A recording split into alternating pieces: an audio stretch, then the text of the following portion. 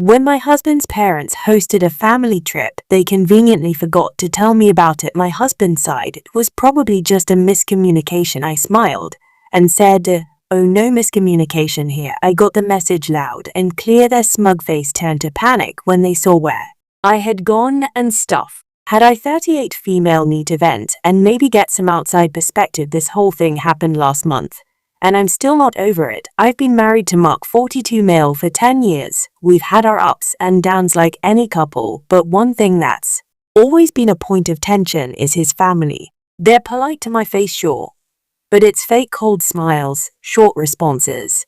They never made me feel like I belonged. I tried, I really did. I've hosted them for holidays, but thoughtful gifts helped out when his sister had surgery, but it's never enough. I'm always Mark's wife, not part of the family. So imagine my surprise when one night Mark casually says, "Oh, by the way, my parents are getting the itinerary together for the Grand Canyon trip next week." I looked up for my book, "Were Grand Canyon trip." He paused. "The family trip, didn't I tell you?" No, he did not. Not at first. I honestly thought he was joking. But now his parents, siblings, their spouses, even a couple of cousins, they'd all been invited. They've been planning it for weeks, maybe months. Group chats, Zoom calls, all of it. And no one said a word to me. I asked, why didn't they bite me? Mark avoided eye contact. "I'm sure it was just a mistake." Right, a mistake. A group of 11 people accidentally forgot to mention it to me. Come on, he tried to brush it off, said maybe they assumed I'd be busy with work, that they didn't want to burden me with travel. That kind of crap. So I asked point blank, "Did they say they didn't want me there?" He looked me in the eye for a second too long and didn't answer. "That's Island," said everything. I didn't scream, I didn't cry. I just got really quiet. I felt humiliated. I felt like a damn fool. I'd spent years trying to earn their respect, be kind, go out of my way. And this is how they treat me. I slept in the guest room that night. Told Mark I needed space. He tried to apologize in the morning, but it felt empty. "It was probably a miscommunication," he said again. I just smiled and said, "Oh no, I heard them loud and clear." I didn't confront his parents. I didn't post anything on Facebook. I didn't call anyone out. Instead, I booked a solo trip to Sedona, Arizona, a quiet resort in the Red Rocks. Yoga, hiking, meditation, spa treatments. No one knew except for one close friend I could trust. I timed it perfectly. I left 2 days before their big trip, while they were checking into their big family Airbnb. I was settling into a private villa overlooking the desert. I started posting photos, me at sunrise yoga, me enjoying wine under the stars, me hiking alone with the most peaceful smile you've ever seen. I know they saw it. Mark texted me, "Where are you?" I replied, "On a trip."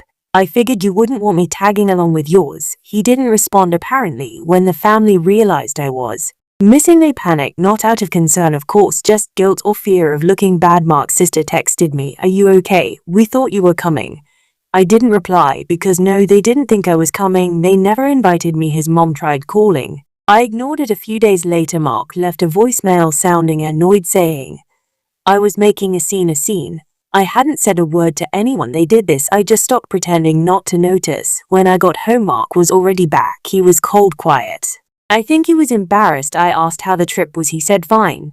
I didn't push. I haven't talked to his parents since, neither has he, at least not around me. No apology, no explanation, just silence. And now here we were barely speaking. I haven't brought up the trip again. He hasn't either. There's this thick, uncomfortable silence between us. I don't know what I'm going to do next. I haven't made any decisions yet. But I'll tell you this. I'm done pretending to be okay with being treated like I'm invisible. After I got back from Sedona, things with Mark stayed tense, like walking on glass. Every day tense. We didn't fight, but we didn't talk either. Every conversation was short-clipped. "Can you pass the salt? Did you get the mail?" That was it. One night I came home late from work, and he was sitting on the couch scrolling his phone. I asked if he wanted to eat, and he didn't even look up. I just stared at him and said, "So we're going to keep acting like none of this happened?" He looked at me then. "What do you want me to say?" I said. "I want you to say sore with a dead. That you get it, that it wasn't okay." He stood up, walked to the kitchen, and said, "It's over, just let it go." I didn't respond because in that moment I realized something. He didn't get it, or maybe he did, and he just didn't care enough. A few days later, his sister, let's call her Monica, called me. Now Monica and I have always been civil, not close, but not hostile, so I picked up she started off with small talk, which I wasn't in the mood for. Then she said, "Look, Mom feels bad about how the trip played out." I stayed quiet. She didn't mean to exclude you, Monaco, and she just thought it would be easier. I asked, easier for who? She said, "There's always tension when you're around." I laughed, literally laughed out loud. She also said she didn't want any drama. Monica added quickly, "Right." I said, "So the solution was to leave me out entirely?" "That's not avoiding drama, that's being a coward." Monica paused and said, "I'm just trying to fix this." I said, "Then maybe tell your mom to talk to me herself." Click here is where things got weird. The next weekend, Mark told me his parents were inviting us over for dinner, just the four of us, no siblings, no cousins, just us. I stared at him. Why? He shrugged. "I guess they want to talk." I didn't say yes, but I didn't say no either. A few hours later, I got a text from his mother, "Would love to see you. We should clear the air." I didn't reply. That same week, a coworker and I were talking during lunch. I don't usually share personal stuff at work, but I mentioned the family trip drama in passing. She looked at me and said, "Wait, your husband's family went to the Grand Canyon last week?" "Yeah," I said. She frowned. "I think I saw them there." I got my attention. She pulled up her phone and showed me a photo she took of the canyon, just a scenic shot. But in the corner of the frame, standing near the edge, was a group of people. I zoomed in. It was them, Mark, his parents, Monica, even the cousins. But standing next to Mark was another woman, blonde, younger, smiling at him. I asked my co-worker if she had any more pictures. She said she did. She had a few from that day. I looked at them one by one. There he was, Mark, all arms around this woman. In one of them, nothing super obvious, but enough to close to familiar. She wasn't just someone on the tour, she was with them, with him. I didn't say anything right away. I think my co-worker and went back to my desk. My hands were shaking. I haven't brought it up to Mark yet, not because I'm scared, but because I want to be smart. I've started going through bank statements. I'm checking emails. I've already met with a lawyer just to talk. I don't know who she is yet, but I will, and when I do, I'll have receipts. Mark doesn't know it's come. Neither does his precious family. They thought they could ice me out, make me feel small, erase me. They're about to learn I'm not the one to play games with. The last post took off more than I expected, and thank you honestly to everyone who reached out, shared stories, and told me to trust my gut. I wasn't planning to update so soon, but something happened that shook me, and now I can't pretend this is just about a family trip anymore. So let's talk about her, the mystery blonde from the Grand Canyon pics. After I saw her in those photos, I did what anyone would do. I zoomed, enhanced, and squinted. Something about her looked familiar, but I couldn't place her, the shape of her face, her smile. I showed the photo to my friend Maya.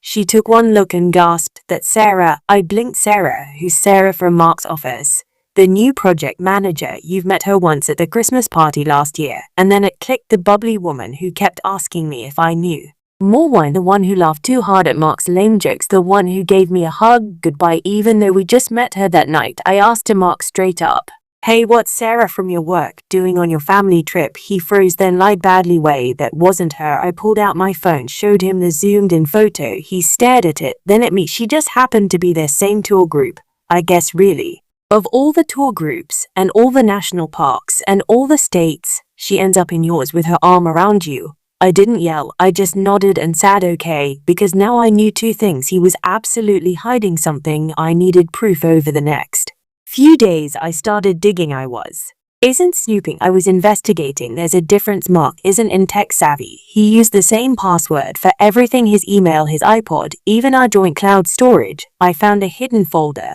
and a shared drive buried inside another folder called Receipts 2019 Classic. Move inside were pictures, dozens of them, Mark and Sarah at restaurants, in hotel rooms, by a fireplace, and what looked like a cabin. The timestamps went back 8 months. They've been seeing each other for nearly a year. Some photos even showed her with his family at his parents' house, smiling with his mom, playing board games with Monica. They hadn't just excluded me, they'd replaced me. I kept my cool, went about my day like nothing was wrong, smiled, cooked dinner, watched TV. Meanwhile, I made copies of everything, printed backups, uploaded files to a private drive. I even visited the lawyer again. Then came the twist I didn't expect. Mark left his laptop open one night, and a calendar alert popped up, Meet Sarah, Love Loft. I googled the address. It was a small apartment complex downtown, fully furnished, short-term rentals. I drove there the next afternoon, pretending to run errands. Sure enough, I saw her, Sarah, stuffing out of the building alone carrying groceries. She had a key. I waited in the car for 2 hours. Mark showed up around 6:20 p.m., walked right in without knocking. This is where it gets worse. Later that week, Monica sent me a message, said she wanted to talk woman to woman. I met her for coffee, no expectations. She was nervous. I could see it, and how she fidgeted. Then she said it. I didn't know how serious it was with her. I thought it was just a phase, her words, not mine. I asked, you know. She looked down. Mom and Dad did too. They thought you were going to leave him eventually, so they wanted to make the transition smoother.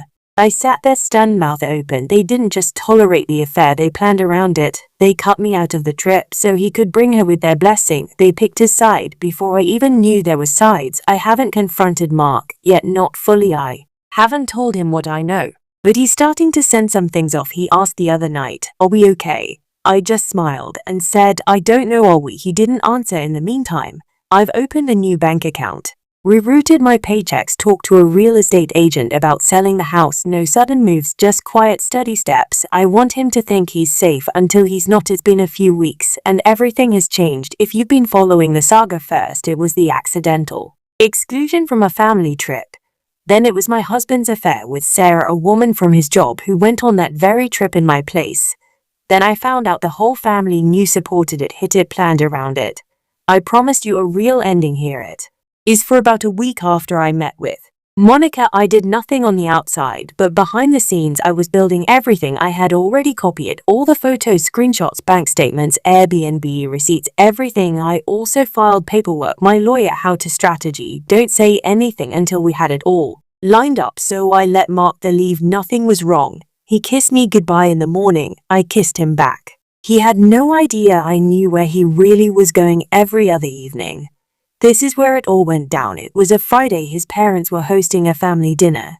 Yes, the same parents who iced me out. I was finally welcome again. I said I'd love to come. I dressed up nicely. Then nothing dramatic, just clean, quiet power.